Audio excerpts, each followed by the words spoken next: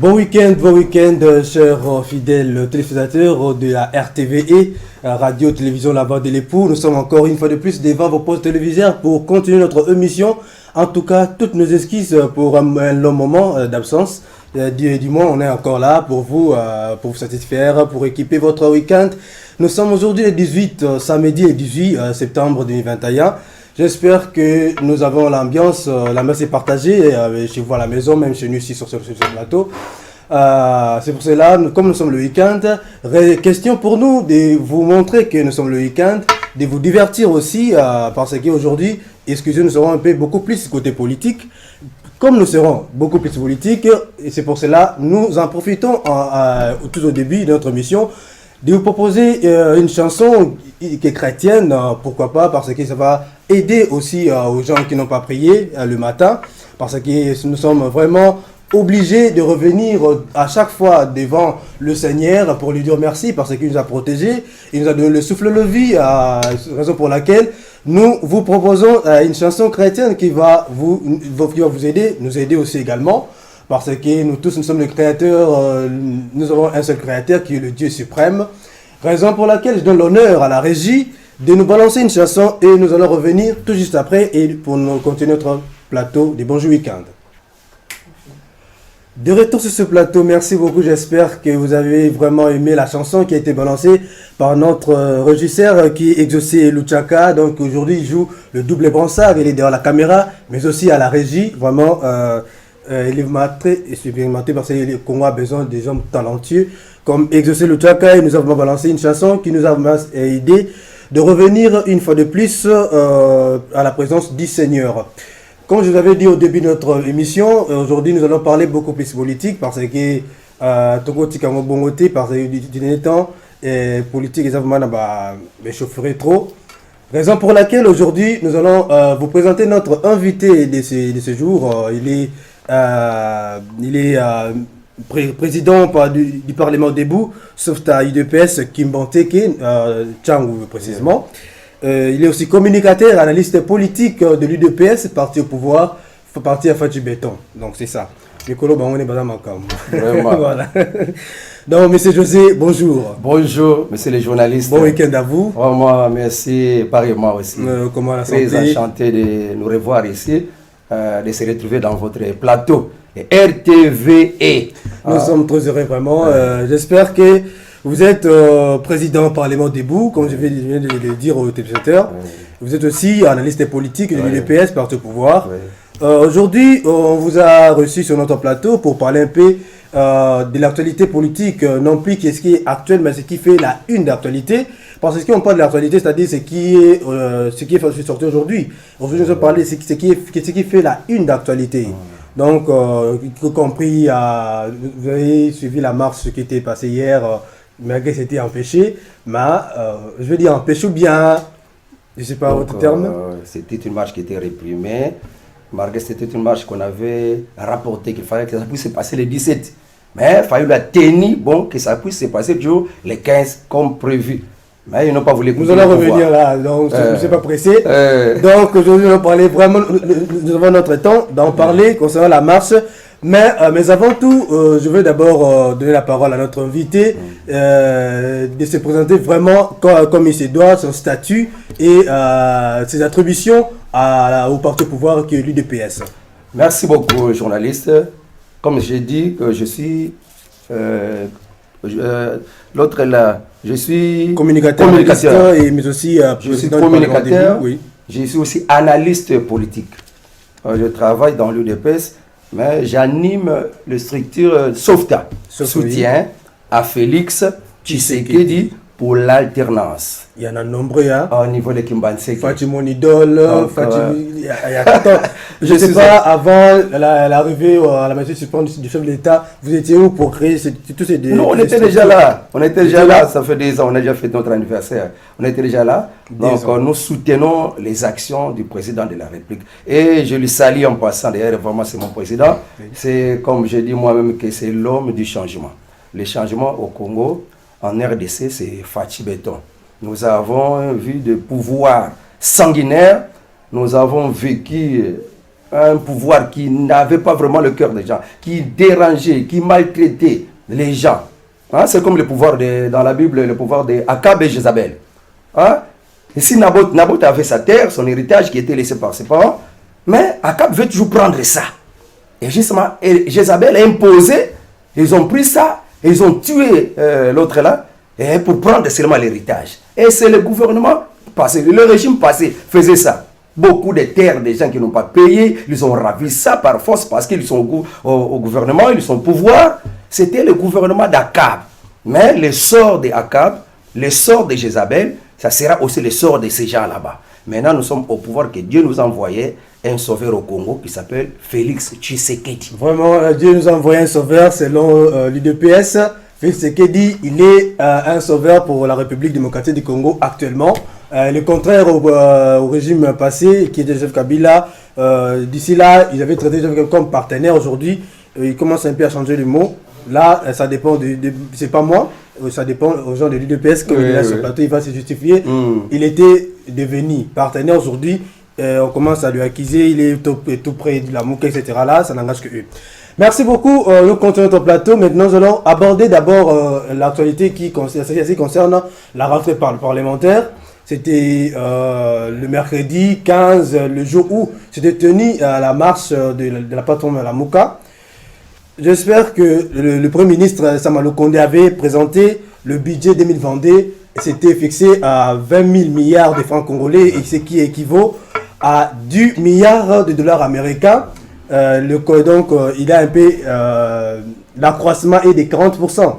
Ouais, total. Oui, de 40%, et c'est que celui de 2021. Je ne sais pas. Selon vous, en 2021, 2020, Covid-19, cela n'a pas pu arriver à stabiliser la moyenne nationale, etc. Maintenant, on nous présente le budget de 10 milliards de dollars américains. Est-ce qu'en 2022, il n'y aura pas encore de raison via la Covid-19? Oui, merci, monsieur le journaliste. Vraiment.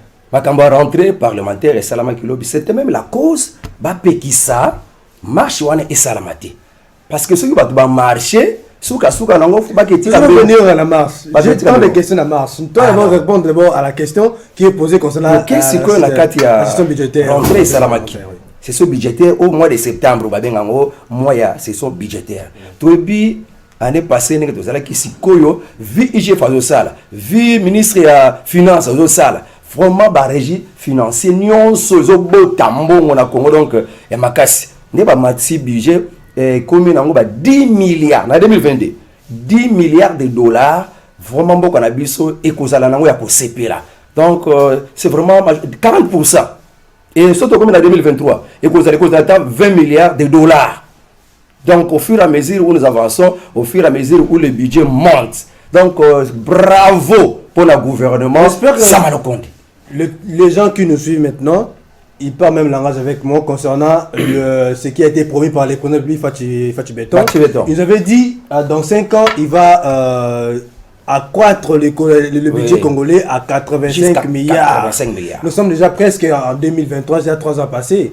Je ne sais pas, est-ce que ça va tenir ou non? Nous sommes déjà 3 ans passés, mais il faut enlever 2 ans de FCC Cash. Oui. Parce qu'on était en alliance avec FCC et Cash. Mais c'était une alliance diabolique parce que les gens qu'on était comme des partenaires, mais qui se présentaient comme des sorciers.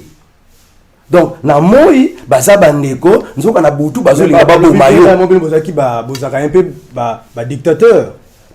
Tozala ki na bango na boyokani ya bien. Toyokana, to travailler, yozo ministère kuna, mais bango ole bayoka. Mongongo ya président Félix Tshisekedi, bango bayoka ka mongongo ya autorité morale na bango obiso to bengaka autorité immorale. Ole ke bayoka les principes, les ordonnances. Il y a un président, mais bango bayoka ka mungongo moko. Et puis bayeba kende toza la pouvoir boy après 2 ans. Faut Kabila zonga. C'est pourquoi bazala ki ko s'entêter, c'est pourquoi bazala ki la arrogance, ba nombi, ba chadari. Ce qui na neli maloba na yo.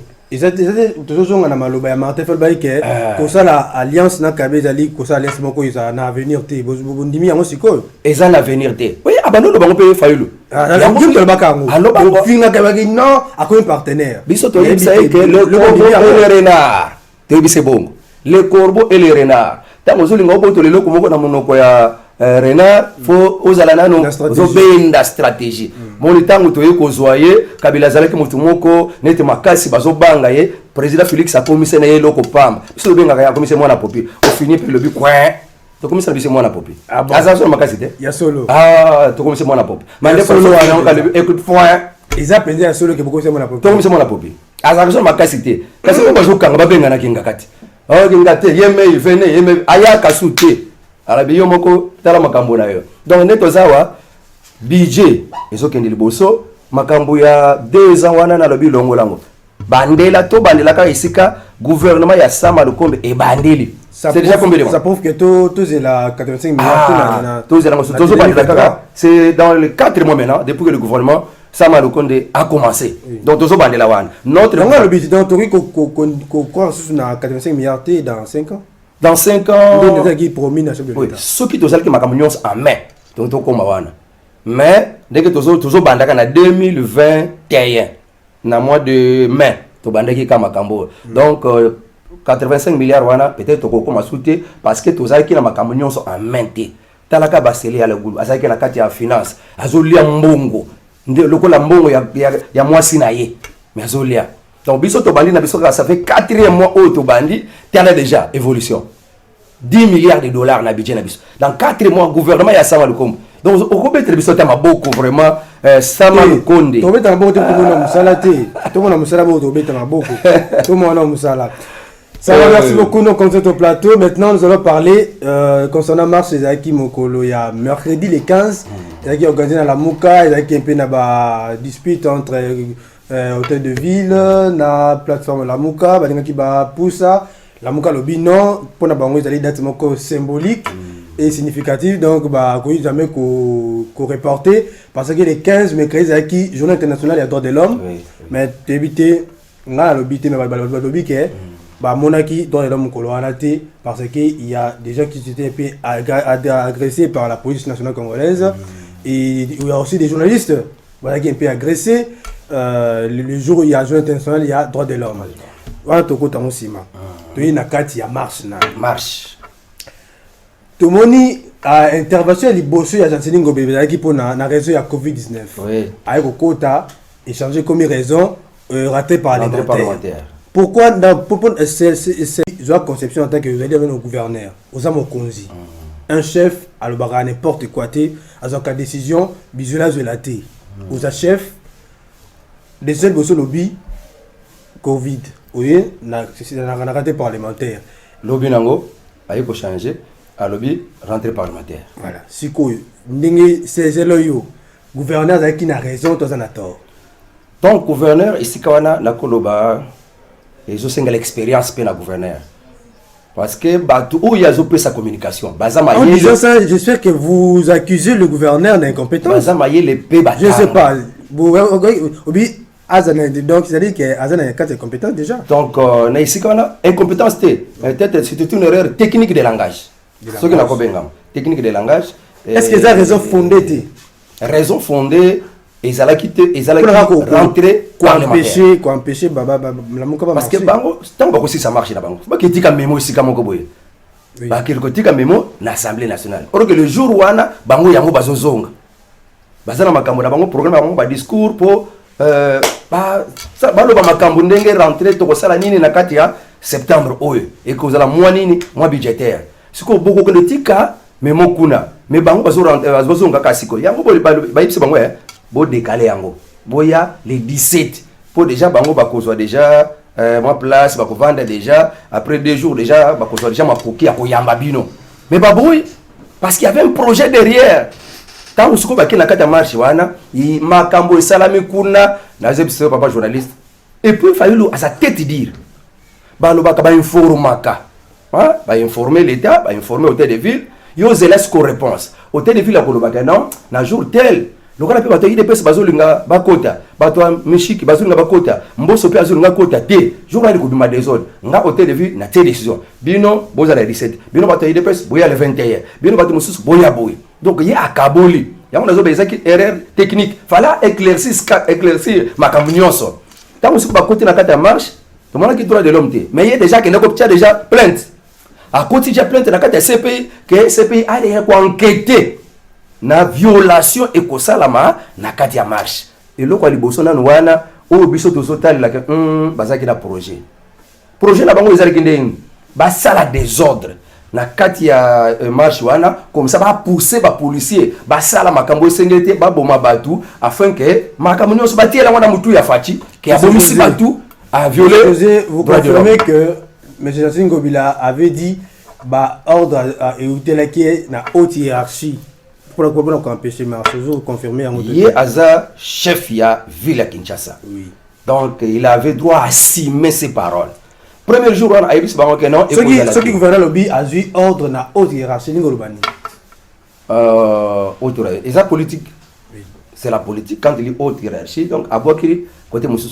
Bosiko deuxième décision azwa ki ngopana eso côté nous la bokili neti nani c'est selon yo haute hiérarchie na bokili nani donc soka zali kwanta mtutu na ye ozwa ki ordre wana pona ko ba covid wat parce que lobby militaire mo ka beta ki bato ya ki belé jour na pembo so sala ki matinée politique na ye kuna la kaluka bato ya ki belé ezaki makamba covid te soko kutango zo yibisa bato wana ke ba marcher te pona covid o mona déjà que ça ba erreur dans la kasi te a mona ki déjà que a échoué à pas côté concernant décision wana a moi c'est qui na rentrée parlementaire mais na tout na question moko ayebaki que 15 des alliés rentrée parlementaire mais a autorisé qui Willy Mishiki a marché a autorisé qui Koutuna président ya Assemblée nationale Mbosso a marché les 15 pour nous soutenir les institutions. Après qu'est-ce qui va?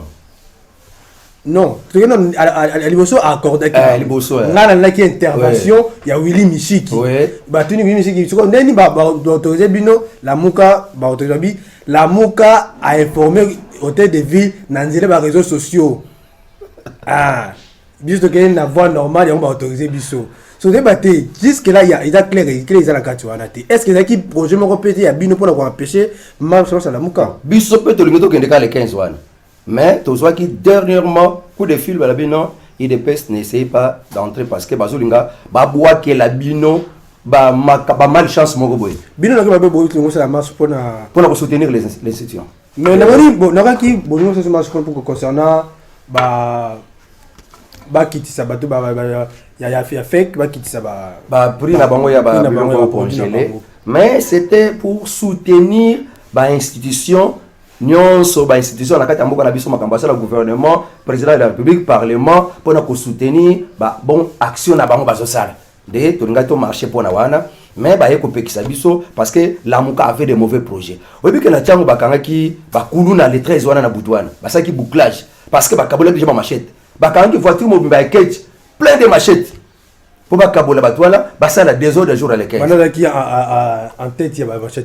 mal à l'aise à kotina batune kuna akangi bakuluna le bazotinda ba nguto na kane makasese donc plan de jeux ala ki wana et puis ba lobby kaka na kati na batana qui que la Muka avait distribué des machettes kuluna pour agresser les policiers en soi la Muka azwana no idée wana ko distribuer ba machette mais allié ya la Muka FCC ou aza vraiment auteur ya ba makambwana et puis que soto komana ba kolona lelo c'est parce qu'il y avait FCC à banda makamba ko kabola ba kolona ba machette ba ki bo makabato ya sali alliance na FCC batwana ba FCC ka biso to ko sali boy comme ça makambo izala yo déjà plainte na CPI comme ça makambo nyose ko ya na mutu ya fachi comme ça biso to na posaka dialogue na mitu na biso ce qui est crise ko zala na Congo ba zwaki kutuma quelques policiers ba tie bango makanisa mabe que jour wana il faut pour ça la désordre makambo ko sala et ça là que Félix a violé même les policiers étaient infiltrés musuna katwana les policiers qui ne commettent journaliste wana ba faut balandele président lobby faut coller la police wana parce que zane bango ba infiltrer qui ba ya ko maltraiter batu parce que batinde bango bokene ko tia ordre ya bande ko beta journaliste ce n'est pas normal et zane ba infiltrer wana et c'était déjà prévisible que ba ko sala bongo ba ko tinda ba infiltrer moko bazana ba tinda la police ba ko beta ba ko nyoko la tiko boma comme ça batango na mutu ya Félix ba qu'il a violé les droits de l'homme alors faut ko landela ye alors faut ko sala boye alors faut ko kotsa kaka na kata mboka dialogue biti na bango na ngwana donc ils ont voulu infiltrer la police infiltrer ba kuluna ba tia désordre ba tumba ba pompe essence désordre za la mboka pour na kotalisa comité international que mboka za na désordre faut ko tinda to kende kana dialogue. Sur votre évaluation combien de marches oyo le régime Nabino est autorisé à la facilité à l'égard de l'opposition. Tango Fatia côté na pouvoir. Fallu assurer ça ba meeting on a Sainte-Thérèse. Dans les 3 fois. Dans le mars. Mars oui. La facilité va accepter. La région Nabino pour la Kabila to cause pour la Boya. Bino bana boye na région Nabino. D'ailleurs tolérer combien de marches c'est la mina Kimia marche ça marche salama ya bemba wana kutana to sali ino sacrete to sakana na FC Kacha yemo ko fayilu ata mibale. Donc on a zo reconnaître sikoyo et cause à la thème ça via facile ba tamboli na bango sans ba protéger bango. Mais bato ba décret ki kaka mon bato bazala ka ba pembe pe ba teka na bango biloko na boulevard wana. Bango nde ba banolo baka ke soki ka bato la muka bazo marché ba mamo ba teka ka wana ba nyoko maka. Ozana mapa, ozana sani ya mapa EKI, ozana téléphone EKI. Mais wana ba landela kangote. Ba parent ka ba mama ka ba lelaka. Donc, ce que vous avez besoin de marcher, donc, même les manifestants, na Congo, tous ont une culture de marcher. Ils ont rapporté que marcher, ou simbi pe loka mutute. Donc, bango ce que vous avez faut que yiba, faut que botola. Donc, la population d'abord, ils n'ont pas la culture de marche pacifique. Alors, basoda na bisope, bazana la culture, il y a que protéger batute. Donc, c'est comme ça dans notre pays, tant vous permettre marche, yiba ko, il y a la conséquence et kokoya. Dans le moment, j'avais un rebelle, mais on a reconnaître, et ça, quand tu as mis ça, tu as un bimba, et il tu as mis balé, ça laisse discuter, parce que si comme ça, la discours, on a awa, na martyr, les bandawana. Donc, c'était très bien, sans problème, ça, il n'a pas peu, mais casse, quand ils allaient qui, kuyiba, quand il y a biloko, maman, na banzela, de maman, nyo, kwa maka. Sinon, on a permis Fayulu de marcher, on a permis Bemba de marcher, calmement. Pour la colbaki biso to na kati ya régime ya démocratie mutuna mutwa za butu ninge ba pekisa kinga to lobaki fale ba marcher na bango kaka ba lancer kaka ba policier ba za sur le terrain ba yeba ko filmer biloko ba zo sala wana comme ça ezala bien mais ya lobi ke ba marcher c'était bon les problèmes était ko la mboka na muta lobby mais pour nga na linga ki ba marcher na bango kaka. Merci beaucoup Bit ya marche zaki ko éviter dépolitiser CENI ko éviter fraude électorale na glissement babi bazali ko constater ngo na mokonzi mboka toki secrétaire général ya parti de PS monsieur Kabuya mon abuta batunie pourquoi bolingo ko déposer sénité après par exemple il y a régime passé il y a centrale de droit passé ba gérer qui ango maintenant selon yo alors que beto madame secrétaire général depuis Tobanda même tant basali loi électorale au basali à part président ya seni ou faute na ba société civile mais batu muso ba ko composer bureau wana basa batu moko bazuta na ba composante ba parti politique vice-président na ba balandi ba bomba fo ba misolo donc ba nyos wana et bazuta na ba composante bino majorité botindi kuna opposition atindi batu wana c'est basa politique de donc on va composer bureau wana ya seni même bazuta kana société civile peuple alingi ba déposer pour tout éviter ba fraude ba moto ba qui tant qu'on a beaucoup maki monsieur balbaki qui a été aïbe l'élection arrive qui n'a été pour nini ils a qui politiser vraiment faire le lobby pour tout éviter ba conception wana ya mabe que mon konza mboka fraude aïbi ça des boy tout dépolitiser c'est ni et comme vraiment institution indépendante proprement dite so pourquoi bino bozo boya ko dépolitiser c'est ni na bamboka mususu kutu mutaorganiza élection le ministre intérieur. Donc c'est la politique. Donc jamais dans si je comporte bien, même vous aussi, vous revenez toujours dans le langage quand on s'adapter à Oisalama déjà. Or, l'UDPS, dans la solution lumière, il y a changement. Mais changement, on doit toutes nos questions. Na régime, il y a Kabila. l'UDPS a marche beaucoup plus pour Nani. Pour la Colongola dictateur. Et puis, Kobunda en sorte que c'est nié comme indépendante. État de droit et quota. C'est pourquoi Nato Nabino, Bozongi toujours quand on Kabila Rikosala. Makambo biso to bengana la Kabila to bando marché pour na Kabila azaki dictateur makasi sanguinaire. Donc à nyoko la population, azaki na souci la population té. Et puis tozo bundela, to bando bundela état de droit. Oui que justice c'est ça qui na maboka ba politique. Donc, or que 4 ans de pouvoir, ils ont séparé. Mais politicien, mettez-moi en prison cet homme. Ça, la macabobele, domine la politique, domine la justice, à tel point que état de droit ils allaient quitter l'état là n'attend ya Félix toujours mon que état de droit ils ont ça là est-ce que mon qui ministre la prison ou mon qui PDG la prison mais pour l'état de droit qui pas comme tout est ça marche était pour enseigner comme indépendante ce n'est pas comme indépendante tout ça qui marche pour yango parce que natango batiaka tant que ça la marche c'est indépendante ilingolobani ce n'est pas l'indépendante et ça la partie primo côté que azana tendance à partie mon côté donc mutuana tout le monde a vraiment que azane neutre mais oyo tout le monde a pas maluma wana oyo tout le monde a pas ngoyi mulunda c'était un kabiliste et avant que tu comme président ya seni wana mona zo ba minuki le banda kwa batu pona nini kabila mutatinda ki quand vous avez éviter batu bazo disait seni bazala le plus rapproché à régime en place ce que bino bolubuli non to ko déposer senité sikoyo tant que les politiciens sont toujours attachés dans la région pour la politique. Pourquoi vous avez des politiciens? D'après Fayoulou, pour dépolitiser, donc toute la société civile. Net na mboko société civile nini ou ezake eza nanga mo côté. Ba société fabriquer ba société civile na biso. O ba filimbi, o ba mouvement citoyen yo so ba société civile nyonso wana même yemo ka mbongo. Azamuta Fayoulou. Mais azamuta lamu. Et le connaît mais ça société civile.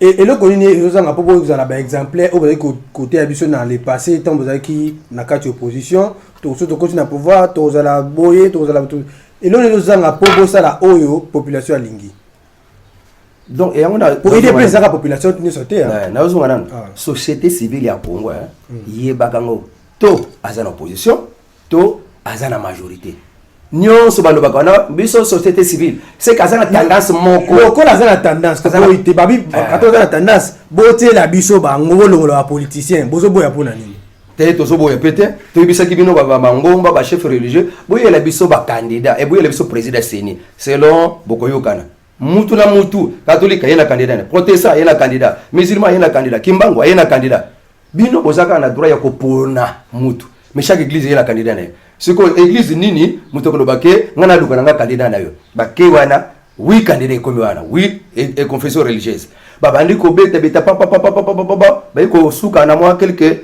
des candidats etikali moko ya ngambu ya zamuluba mususu ya ngambu ya bango Cyril Obotoko wana zoka Cyril Obotoko asalaki nanu candidat député national na compte ya Fayoulou na 2018.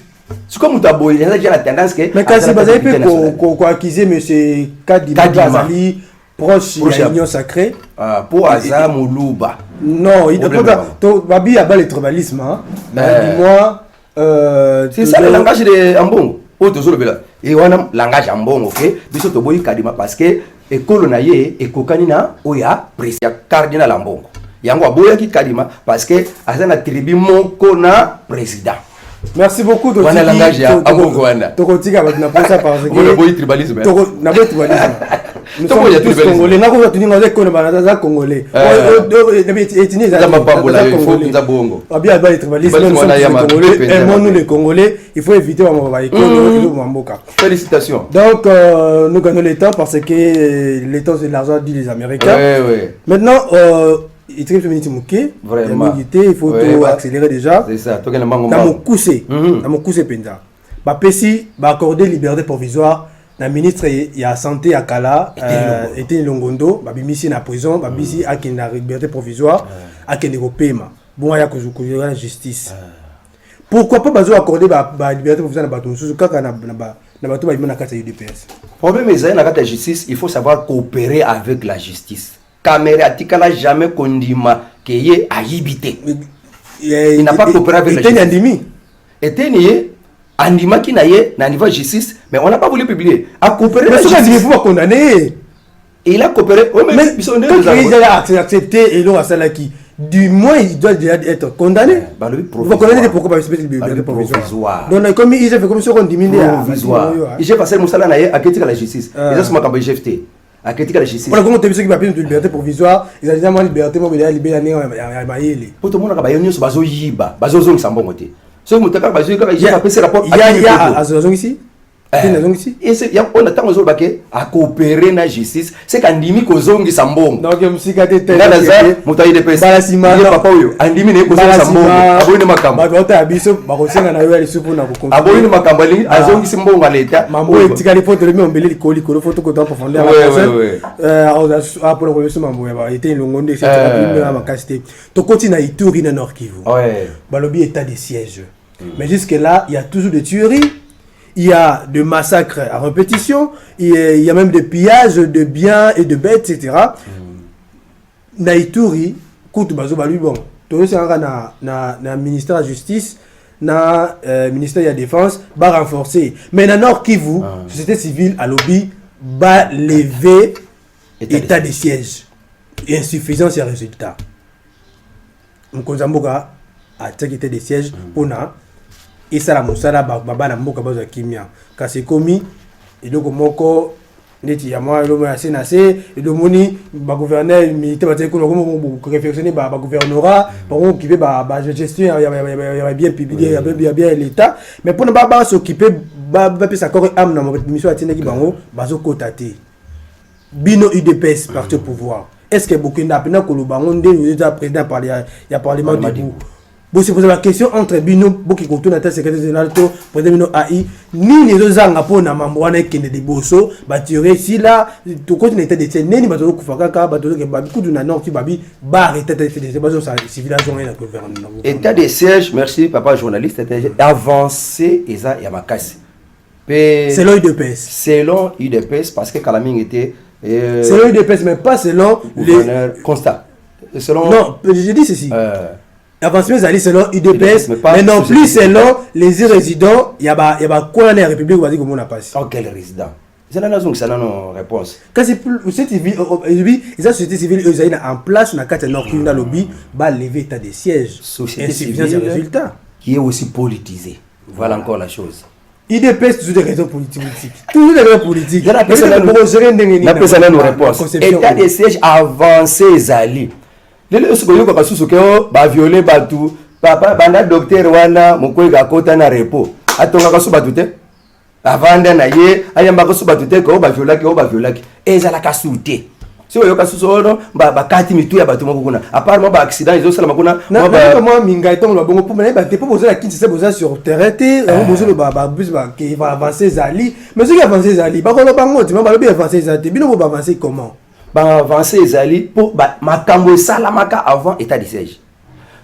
Papa docteur Rwanda ndinga zo tonga batu ba violer ndinga bazo kata batu na image bazo tinda batu mitukuna nzoto kuna bezo kwana ba photo na tinda makasuti et comme kaka o ambiscade moko salamaki na nzela batu moko baye batumbi mituka batanga bazo benga na basoda wana ya ba rebelle na nzela bazo boma ba population biloko moko la fois dernière na Ituri balobaki mai bakene ko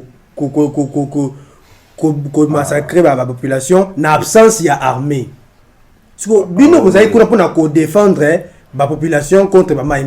Mais bino vous avez bakene ki ba mai ezaki boye bitumbe ezalaki na sika na siège na bango ba déloger bango tango siko bazokima na nzela bazokimela sika bakokuta population basali dégâts et sika bakokuta la population ne basali dégâts donc la kokima na bango Armazaki président c'est qu'on a toujours confirmé n'est-ce pas? Donc il a bengani bango bazokima. Mais tant que bengani que tout au long du chemin bango bazo concheminer wana il y a la population. Parce que ba mesure ni pour protéger la population wana doit tirer on va tenir bon ba kina bango ba kebima. Non, il y avait quand même des mesures. Mais neni ba donc yeba kinzela ba kokimela te. D'après l'information que nous avons au niveau de l'EPS, après bitumba ezalaki encharné et sengela kisiko ba musu ba kima. En débat, ba musu ba kangamaki, ba musu ba kufaki, mais il y a des soldats quand même c'est clipsé. Bandi ko kima na nzela ba ona kanda wana esika kokuta la population. Abe esika kokuta na mboka moko boye, antique lo sala mo dégâts, allez, ba dongolimi susikoyo, ba zu, ba biloko wana ba tena TV, ba tena ba réseaux sociaux, voilà, état de siège sur le côté. Ba o bazolo ba plus, de o bazaka intérêt pona. Soko zolo ba mutu, e ozo ka mutu zolo ba o, botika ka état de siège wana bokata yango ka c'est kazana intérêt kuna. Oui, mais quand on c'est comme donc bah affaire. Soda utinde kuna kesa ba faire diama. Soda utinde ka kesa ba faire aba soda bazo komi ko tonga banda kwa ke ça. Faut suivre ça faut le suivre. Merci beaucoup, j'espère que le temps nous trahit déjà. J'ai déjà l'opportunité à notre invité de pouvoir s'exprimer, de dire le message qu'il nous avait apporté concernant l'UDPS et le soutien naïe à Parlement de Bouya Softa aux Izali na commune ya Kimbantseke.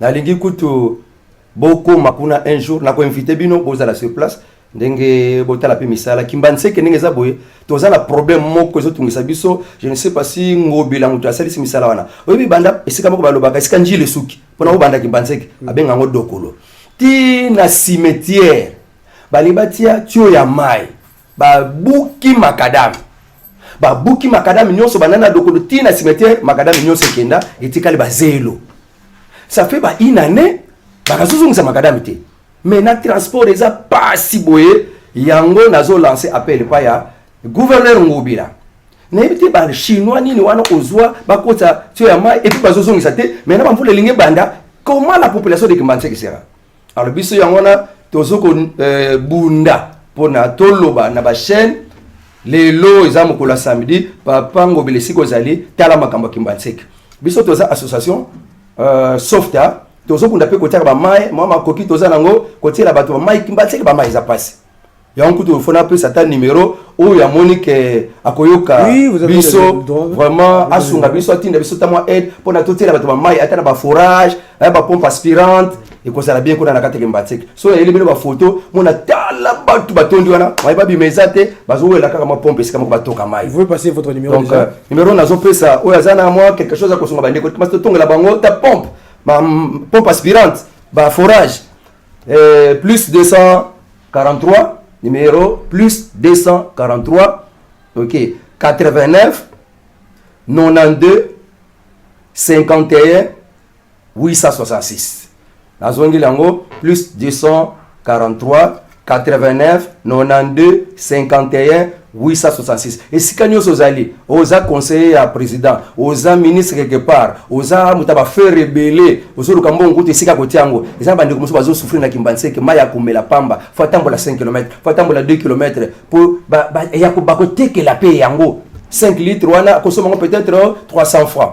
Donc na lingi bo soutenir biso na association na biso bo soutenir nga pona makambo na yosala pona na Kimbantseke na pesi mbote na pa cordon international Jomukuna kolo ya yemuta zwa initiative ya kubanda association wana secrétaire Thierry Ndonda jo Milambo talaka communicateur na biso faut ba mbote belé Kibezala na bino mon président Fachi Beton le changement du Congo balobi la Bible na mboka soki bolingo luka président Bible dit Deutéronome 17 14 15 so bolingo luka mukonzi na kati ya mboka boluka ndeko na bino moko boye ya makila moko mupayate ça c'est loi de Tchani nazo kalamingi tezokota en action donc nazo kana loi de Tchani la congolité. Voilà. Merci beaucoup. J'espère que nous sommes vraiment à la fin de notre émission, de votre émission Bonjour Week-end. Aujourd'hui, nous avions parlé concernant la marche qui a été organisée par la plateforme Lamuka, qui était mercredi le 15 septembre. Et ça n'a pas aussi abouti parce que la police avait empêché qu'ils puissent continuer leur chemin. Payoulou et Mouzito ils étaient escortés dans leur résidence pour éviter des troubles selon la police. Aujourd'hui, nous allons parler sur concernant la rentrée parlementaire, session budgétaire. Le budget est voté, a été présenté par le chef du gouvernement de 20 000 milliards de dollars, 20 000 milliards de francs congolais, équivaut à 10 milliards de dollars américains. Donc pour l'année 2022. Et l'accroissement est de 40%, j'avais insisté. On a aussi parlé concernant on a accordé liberté provisoire à l'ancien ministre de la Santé, Eteli Longondo. Donc, il est maintenant chez lui. Azon déjà, n'est-ce pas Eteli Longondo. Il est déjà chez lui. D'accord. Il est déjà là. Donc, il est chez lui. Il a déjà en train de jouir de sa liberté provisoire. En attendant sa présentation à la justice pour se défendre. On a aussi parlé concernant l'Ituri et Nord-Kivu concernant l'état des sièges, insuffisance de résultats malgré notre invité, il a défendu l'UDPS parce qu'ils ont bon un pouvoir, ils ont beaucoup de tika benede koya, ils ont bon. C'est l'homme bango. Mais bah tout ça qu'on a dit qu'ils ont une insuffisance, d'éviter dans le bousson dans le bail, le kuta. Là, la question est restée na bakonzi ba autorité baluka mpe ko toboité ezala yo ya lobby ezala ba lobby mais ezala important ba veiller na été des sièges et ya boya bouture na résultat moko ya malamu mpona kimia ya bana ya mboka. J'avais reçu sur ce plateau aujourd'hui monsieur José Matuvanga, il est président parlement debout sauf à l'UDPS qui Manteke et communicateur et analyste politique de l'UDPS, parti au pouvoir, parti cher à Tshisekedi, parce qu'il y a tant de l'UDPS avec tout quelque chose à examen d'État, c'est qui polémique. Babi, IDPS Fatih, IDPS, il y a solo les agarramons. Le politique, il est le Kouta. Miniato. Voilà. Babi, Mbosso, Azo bloqué, député, ministre jusqu'à présent ministre il y a ministre il y a pour se présenter n'a parlé pour la question parlementaire donc pourquoi à la fois prochaine pour Nabino. Nous sommes à la fin. Je suis très heureux. Je suis vraiment très heureux d'être devant vous aujourd'hui, samedi 18, pour présenter notre émission Bonjour Week-end. Il y a un long moment, nous étions vraiment absents devant vous. Nous sommes encore de retour. En tout cas, nous sommes maintenant réguliers. Nous allons faire notre mieux pour être à la page et tous les samedis pour vous présenter notre émission Bonjour Week-end. Et de nos excuses parce que aujourd'hui je suis seul, mon confrère Daniel Pangwa-Kadiko, il est un peu empêché. J'espère qu'à la prochaine il sera ici avec nous sur ce plateau. Nous allons partager comme d'habitude notre émission Bonjour Week-end. Merci à notre invité. Merci. Et merci à l'équipe technique qui nous a accompagnés. Exaucé Luchaka, il était deux aujourd'hui derrière la caméra et à la régie. Je le dis de méga merci à lui. Et il nous a aidé d'être devant vous aujourd'hui, le samedi. Et bon week-end à tout le monde. On se retrouve à la prochaine. À la prochaine.